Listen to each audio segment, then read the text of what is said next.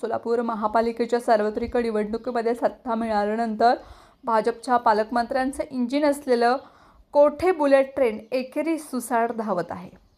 उमेदवारी ही महापालिकेतील सदस्य, महापौर आणि स्वीकृत सदस्य निवडींमध्ये वर्चस्व दाखवून दिल्यानंतर आता स्थायी समिती सभापती पदासाठी मास्टर स्ट्रोक करणार असल्याची चर्चा महापालिकेच्या वर्तुळात सुरू आहे. त्यामुळे महापालिका स्थायी समिती सभापतीपद कोणाकडे जाणार याकडे सर्वांच्याच नजरा लागल्या आहेत. महापालिकेच्या निवडणुकीमध्ये स्थानिक आमदारांसह इतर सर्वांच्याच अथक प्रयत्नांमधून भाजपने महापालिकेवरती निर्विवाद वर्चस्व मिळवलंय. मात्र महापौर, उपमहापौर आणि इतर पदांच्या वाटणीसाठी पक्षांतर्गत धुसफूस आणि शहरामधील तिन्ही आमदारांमध्ये रस्सीखेच झाले. महापौर पदाच्या निवडीनंतरही अजूनही पक्षांतर्गत असंतोष खदखदत आहेत. दुसरीकडे पालकमंत्री गोरे यांच्या माध्यमामधून आमदार देवेंद्र कोठे यांच्या गटाचं महापालिकेमध्ये वर्चस्व वाढलंय. या गटाकडून महापालिका संपूर्णपणे ताब्यात घेण्यासाठी तयारी करण्यात आलेल्या प्लॅनप्रमाणेच वाटचाल सुरू आहे. महापालिकेमधील महापौर पद पदरी पाडून घेण्यासाठी मालकांची, पक्षाची प्रदेश पातळी आणि पक्षश्रेष्ठींपर्यंत मजल अपयशी ठरली.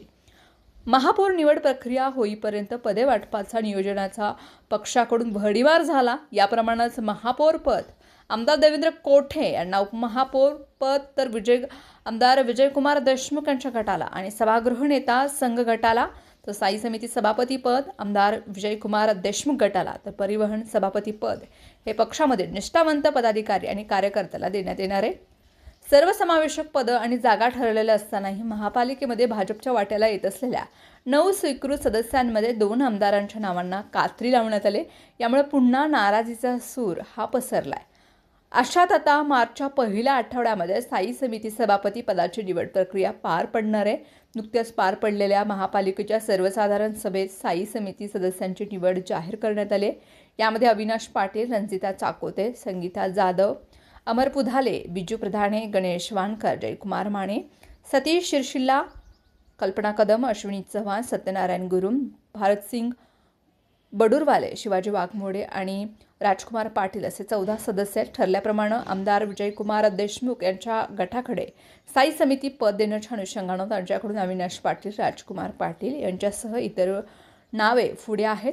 मात्र वर्चस्व गटाकडून महापालिका तिजोरीच्या चाव्यासह महापालिका ताब्यात घेण्यासाठी देखील अंतर्गत जोरदार फिल्डिंग लावण्यात आले. यातूनच आता शहरामध्ये समाजाचं गणित लावत, महिला संधीचा रेठा लावत, नाराज लिंगायत समाजामधील आणि पालकमंत्र्याच्या विशेष कोठ्यामधील रंजिता चाकोते यांचं नाव पुढे करण्यात येत असून आणखीन एक मास्टर स्ट्रोक लागणार असल्याची चर्चा महापालिकेच्या वर्तुळामध्ये सुरू आहे. असं चित्र असलं तरी स्थायी समिती सभापती पदावरती कोणता गट बाजी मारणार याकडे अनेकांचं लक्ष लागलं आहे.